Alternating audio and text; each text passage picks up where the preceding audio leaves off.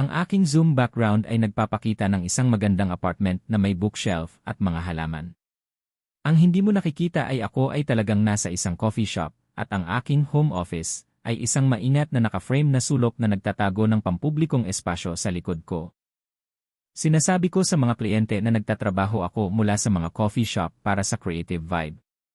Ang totoo ay nagtatrabaho ako mula sa mga coffee shop dahil ang aking kotse ay walang wifi. Ang creative struggle ay totoo, hindi lang sa paraang iniisip nila. Iniisip ng aking kasintahan na ako ay isang digital nomad sa pamamagitan ng pagpili. Hindi niya alam na ang nomad na bahagi ay nangangahulugang paglipat ng aking kotse sa iba't ibang parking spot sa gabi. Ang romansa ng remote work ay nagtatago ng desperasyon. Alam ng may-ari ng coffee shop. Hinahayaan niya akong manatili buong araw, minsan ay binibigyan ako ng libreng kape kapag mabagal ang negosyo. Hindi kami nag-uusap tungkol dito, ngunit ang kanyang tahimik na pag-unawa ay pakiramdam na isang lifeline. Tumatawag ang aking ina na nag-aalala sa akin. Sinasabi ko sa kanya na mahusay ang ginagawa ko, nagtatayo lamang ng aking freelance career. Siya ay bahagya na lamang nakakaya, hindi ko mabibigatan siya ng aking katotohanan. Ang mga kasinungalingan ay nagproprotekta sa amin pareho. Kinakalkula ko ang bawat pagbili sa pamamagitan ng kung ilang oras ng pagsusulat ang gastos nito. Ang kape na yon? 2 oras ng trabaho. Ang sandwich na yon? 4 na oras. Ang aking buhay ay sinusukat sa bilang ng salita at hourly rate, hindi mga pagkain o ginhawa. Ang mga pampublikong banyo ay naging aking dressing room at spot para sa morning routine. Nagsipilyo ako ng ngipin, naghuhugas ng mukha, nagbabago mula sa homeless na lalaki patungong propesyonal na manunulat. Ang salamin ay nagpapakita ng parehong bersyon tuwing umaga. Ang pinakamasama ay kapag gusto ng mga kliyente na magkita ng personal. Kailangan kong gumawa ng mga dahilan tungkol sa pagiging wala sa bayan o fully booked. Bawat kasinungalingan ay lumilikha ng isa pang layer ng distansya sa pagitan ng aking propesyonal at tunay na buhay. Sinimulang pumunta sa aking coffee shop si Chris Matthews. Matagumpay, maayos ang damit, nagtatrabaho sa kanyang laptop tulad ko. Ngunit pinanood niya ako ng ibang mga matang nakikilala. Siya ay naging kung nasaan ako. Binili niya ako ng kape isang umaga at nagsabi, ang virtual background ay hindi nagtatago ng mga pagod na mata. Walang paghuhusga, obserbasyon lamang. Sa unang pagkakataon, may nakakita sa akin nang hindi ko kailangang magpaliwanag. Sinabi sa akin ni Chris ang kanyang kwento, homeless freelancer 5 taon na ang nakalilipas, parehong coffee shop. Ang pagsusulat para sa mga hourly rate ay nagpapanatili sa iyo sa survival mode, sabi niya.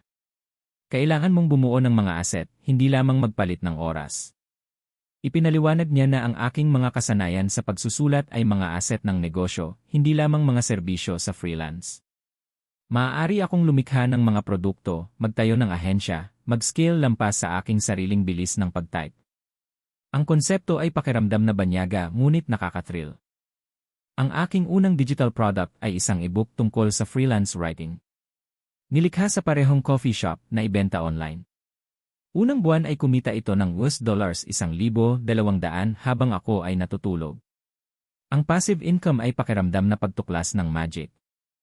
Ikinonekta ako ni Chris sa aking unang retainer client, buwan ng content work para sa matatag na $2,500.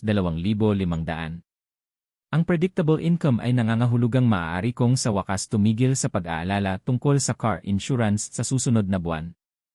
Sinabi ko sa aking kasintahan ang katotohanan. Umiiyak siya, ngunit hindi mula sa pagkabigo, mula sa kaluwagan na sa wakas ay nagtiwala ako sa kanya.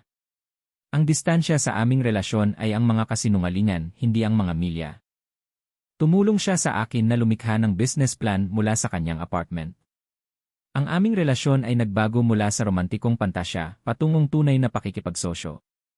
Ang pakikibaka ay naging isang bagay na hinarap namin ng magkasama, hindi itinago mula sa bawat isa.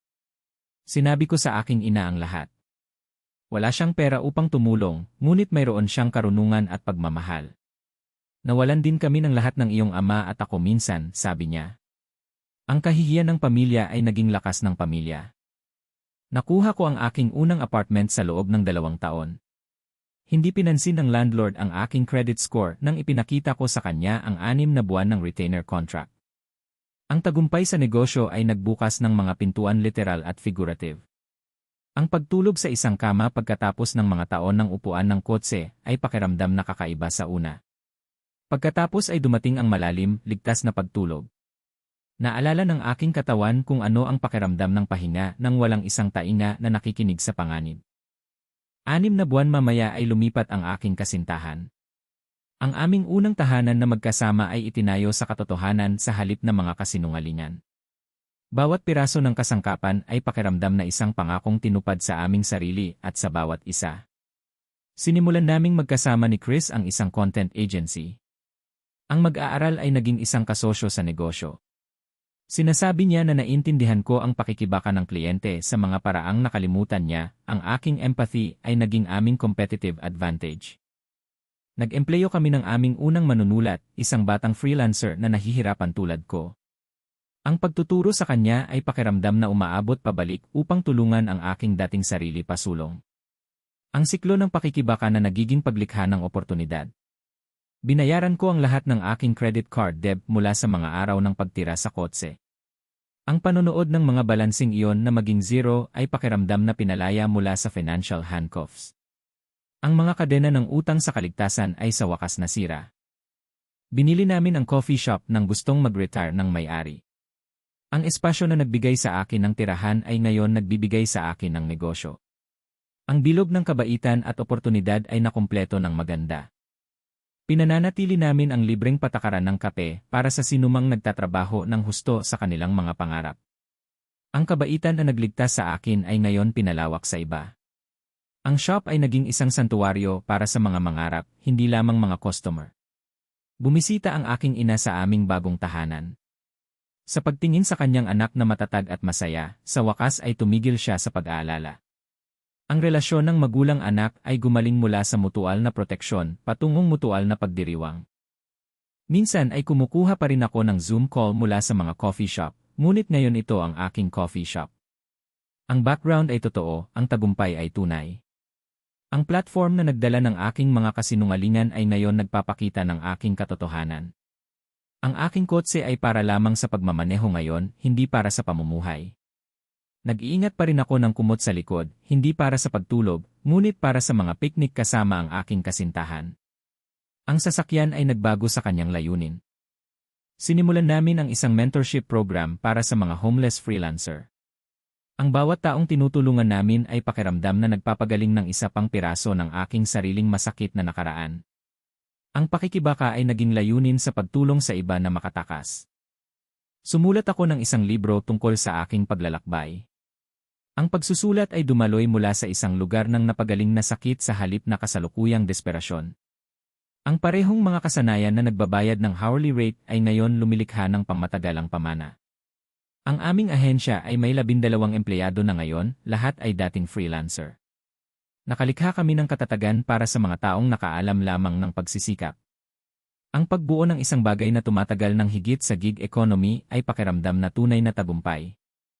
Bumili ako ng aking unang investment property, isang maliit na studio sa itaas ng aming coffee shop. Ang passive income ay sumasakop sa aming mga gasto sa negosyo. Mga asset na nagtatrabaho para sa akin sa halip na ako ay nagtatrabaho para sa kaligtasan. Nagsasalita ako sa mga writing conference tungkol sa nakatagong kawalan ng tirahan sa mga creative field. Ang bawat pag-uusap ay pakiramdam na therapy, nagpapagaling ng aking sariling kahihiyan sa pamamagitan ng pagtulong sa iba na maunawaan. Ang entablado ay naging isang platform para sa katotohanan. Ang aking kasintahan ay ngayon ang aking nobya. Ang proposal ay nangyari sa aming coffee shop kung saan nagsimula ang aming katotohanan. Ang espasyo na nakasaksi sa aking pinakamababang punto ay ngayon nagdiriwang ng aking pinakamataas na kagalakan. Ang freelance writer na nakatira sa kanyang kotse ay natutunan na ang tunay na pagkamalikhain ay lumalago sa kaligtasan, hindi sa kaligtasan. Ang pinakamahusay na pagsusulat ay nagmumula sa isang lugar ng kasaganaan, hindi desperasyon. Minsan ay bumibisita pa rin ako sa mga pampublikong banyo, ngunit ngayon upang pahalagahan ang kanilang kalinisan, hindi gamitin ang mga ito bilang tahanan. Ang simpleng luho ng pagpili sa kung saan ako ayos ay pakiramdam na pang-araw-araw na kalayaan. Tuwing umaga kapag gumagawa ako ng kape sa aking sariling kusina, naaalala ko ang mga libreng tasa na nagpatuloy sa akin. Ang pasasalamat ay naging aking pang-araw-araw na kasanayan, hindi lamang para sa malalaking bagay ngunit maliliit na kabaitan na naalala.